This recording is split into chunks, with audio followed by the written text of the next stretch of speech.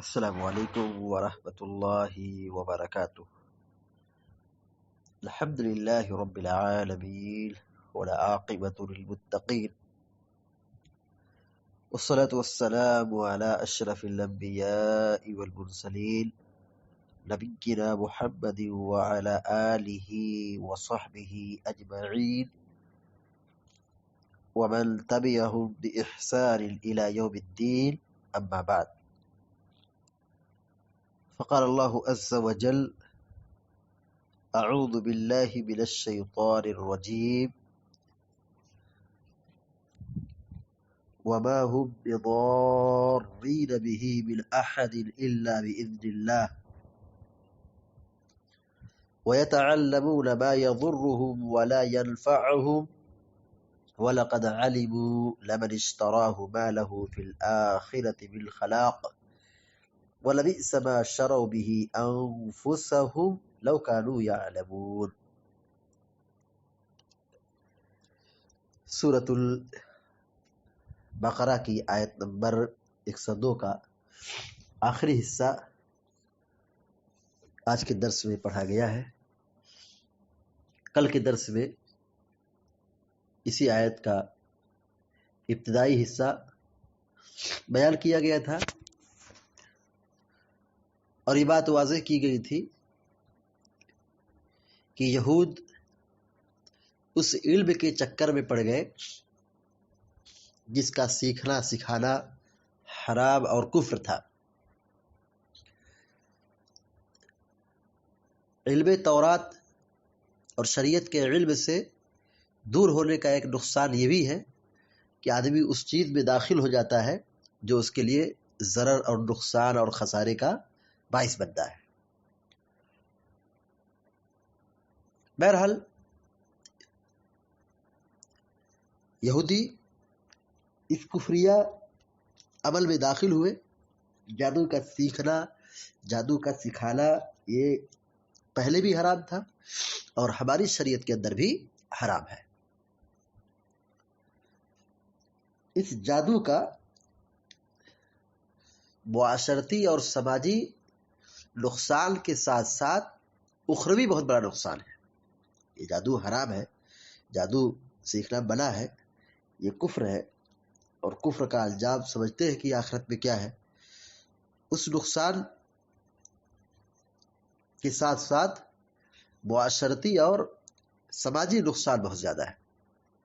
اللہ رب العالمین نے کہا فَيَتَعَلَّمُونَ مِنْهُمَا مَا يُفَرِّقُونَ بِهِ بَيْنَ الْمَرْءِ وَزَوْجِهِ۔ تو پھر یہ لوگ ان سے جادو سیکھتے تھے۔ مَا يُفَرِّقُونَ بِهِ بَيْنَ الْمَرْءِ وَزَوْجِهِ، جادو کی تاثیر دیکھیے کہ وہ میاں بیوی کے درمیان جدائی ڈال دیتا تھا۔ جادو وہ جو میاں بیوی کے درمیان پھوٹ ڈال دے، جدائی ڈال دے، تفریق کرا دے۔ اللہ رب العالمین کہتا ہے وما هم بضارین به من احد الا باذن اللہ۔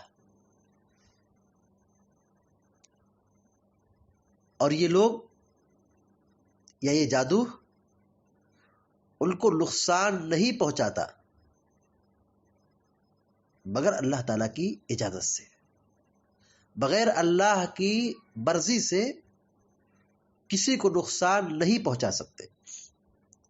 جادو برحق ہے، جادو کا اثر ہے، جسم پر بھی ہوتا ہے اور جادو کی تاثیر ہے، لیکن یہ بھی اللہ تعالیٰ کی مشیت سے ہے، یہ بھی اللہ تعالیٰ کی چاہت سے ہے۔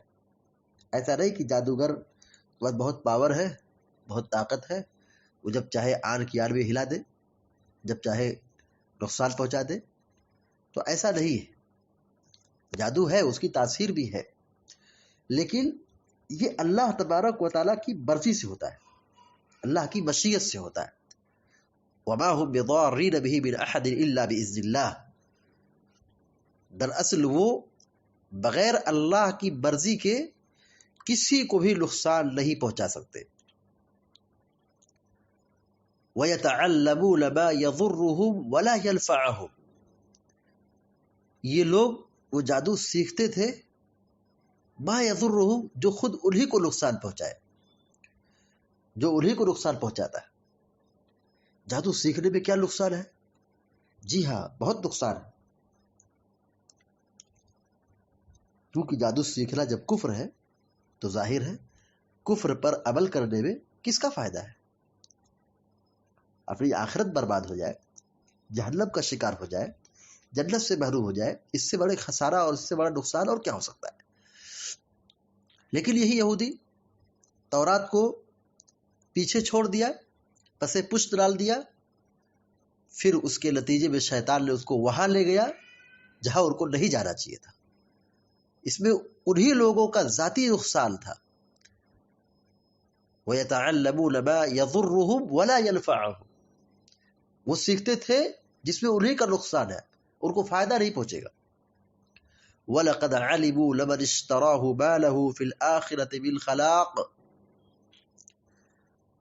اور یہ اچھی طرح جانتے تھے، وَلَقَدْ عَلِمُوا، اور یقیناً ان لوگوں نے اچھی طرح جان لیا، لَمَنِ اشْتَرَاهُ مَا لَهُ فِي الْآخِرَةِ مِنْ خَلَاقٍ، کہ اس کے خریدنے والے، اس کے لینے والے آخرت میں ان کا کوئی حصہ نہیں ہے۔ ما لہو فی الآخرۃ من خلاق، آخرت میں ان کا کوئی حصہ نہیں۔ یعنی جو جادو کے پیچھے پڑ رہے ہیں، جادو سیکھ رہے ہیں، اس کا اثر کیا ہوگا کہ آخرت میں ان کو کوئی حصہ نہیں ہے۔ وَلَقَدْ عَلِمُوا، اور یقیناً ان لوگوں نے جان لیا، وہ جانتے تھے، پہچانتے تھے، لمن اشتراہ، جس نے اس علم کو لیا، خرید لیا، حاصل کر لیا، ما لہ فی الآخرۃ من خلاق، اس کا آخرت میں کوئی حصہ نہیں۔ یعنی جس کو آخرت میں کامیاب ہونا ہے، اس کو یہ جادو نہیں سیکھنا ہے، اس کو چھوڑنا ہے۔ اور جو جادو کی دنیا میں داخل ہو گیا، جادو سیکھ رہا ہے، اس کا آخرت میں کوئی حصہ نہیں۔ ما لہ فی الآخرۃ من خلاق، اس کا آخرت میں کوئی حصہ نہیں، کیونکہ جادو سیکھنا کفر ہے، تو کافروں کا انجام کیا ہے؟ جہنم ہے۔ تو جو جہنم میں چلا گیا، اس کا کیا حشر ہوگا؟ اس کو کون سا فائدہ ملے گا سوائے اس کی تباہی اور بربادی کے؟ وَلَبِئْسَ مَا شَرَوْا بِهِ، قرآن کہتا ہے وَلَبِئْسَ مَا شَرَوْا بِهِ أَنفُسَهُمْ، وَلَبِئْسَ مَا شَرَوْا بِهِ أَنفُسَهُمْ، اور وہ بری چیز ہے، اور وہ بری چیز ہے جس کے بدلے وہ اپنے آپ کو خرید رہے ہیں۔ یعنی یہ جادو سیکھ کر کے اپنی دنیا چمکا رہے ہیں، آخرت کو بھول رہے ہیں، تو یہ کتنا برا سودا ہے۔ اس میں ان کا کیا فائدہ ہے؟ دنیا کی مادی منفعت اور مالی فائدہ ان کو حاصل ہو جائے گا، تو یہ کتنا برا سودا ہے کہ اس دنیاوی فائدے کے لیے اپنا آخرت کا نقصان بول لے رہے۔ وَلَبِئْسَ مَا شَرَوْا بِهِ أَنفُسَهُمْ، تو کتنی بدترین چیز ہے، کتنی بری چیز ہے کہ جس کے بدلے وہ اپنے آپ کو بیچ رہے ہیں، یعنی اپنے آپ کا سودا کر رہے ہیں۔ کس لیے؟ کہ دنیا حاصل ہو جائے اور آخرت جائے، اس کا کوئی ٹھکانہ نہیں، آخرت کی کوئی فکر نہیں ہے، آخرت کی کوئی سوچ نہیں ہے، آخرت کے لیے کوئی زندگی نہیں ہے، یہ سوچ نہیں پیدا ہو رہی ہے، بس دنیاوی فائدہ ان کو حاصل ہو جائے، بس وہی سوچتے کہ یہی کامیابی ہے۔ قرآن نے کہا وَلَبِئْسَ مَا شَرَوْا بِهِ أَنفُسَهُمْ، کتنا برا سودا ہے جو وہ اپنے آپ کا کر رہے ہیں، یہ آخرت کو فراموش کر رہے ہیں۔ کتنی بڑی حماقت ہے، کتنی بڑی جہالت ہے کہ دنیا حاصل کرنے کے لیے آخرت کو تباہ کر رہے ہیں، دنیا کے چند مالی منفعات کے لیے وہ اپنی آخرت بیچ رہے ہیں۔ قرآن کہتا ہے لَوْ كَانُوا يَعْلَمُونَ، لَوْ كَانُوا يَعْلَمُونَ، کاش کہ وہ لوگ جان لیتے۔ چونکہ علم نہیں ہے، اس علم کے نہ ہونے کے نتیجے میں اس طرح کی وہ اپنے آپ کو خسارے میں داخل کر رہے ہیں۔ اگر علم ہوتا تو اس علم کے راستے سے ان کو سعادت حاصل ہوتی، ہدایت حاصل ہوتی، سکون حاصل ہوتا۔ دیکھیے علم بہت ضروری ہے، علم کا سیکھنا، عقیدے کی معرفت اور اللہ کی معرفت، توحید کی معرفت، ایمان کی معرفت، یہ سیکھنا بہت ضروری ہے، کیونکہ علم نور ہے۔ اس نور کی وجہ سے، نور ہدایت کی وجہ سے، اس علم اور روشنی کی وجہ سے آدمی گمراہی سے محفوظ ہوتا ہے، آخرت کے نقصان سے محفوظ ہوتا ہے۔ اور علم کہ سیکھنے کے نتیجے میں وہ جنت کا راستہ آسان پاتا ہے. اسی لیے ہمارے شریعت میں سب سے پہلا حکم اسی علم کو سیکھنے کو دیا گیا. پہلا حکم جو ہم کو دیا گیا وہ کیا ہے کہ دین کا ہم علم سیکھے. پہلی وہی جو نازل ہوئی اس کا تعلق علم سے ہے کہ پڑھو اپنے رب کے نام سے جس نے تم کو پیدا کیا.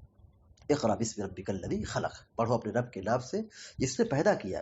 تو علم کا ہونا بہت ضروری ہے. اس لیے اللہ تعالیٰ نے کیا کہا، لو کانوا یعلمون، کاش یہ لوگ جانتے.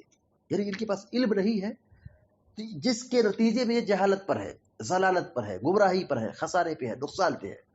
اس نقصان سے بچانے کے لیے جو سب سے بنیادی چیز وہ کیا ہے، علم اور ایمان کا ہونا. علم ہوگا توحید کی معرفت ہوگی، اللہ کی معرفت ہوگی، ایمان کی نعمت ہوگی، تو پھر یہ غلط راستے پہ نہیں جائیں گے.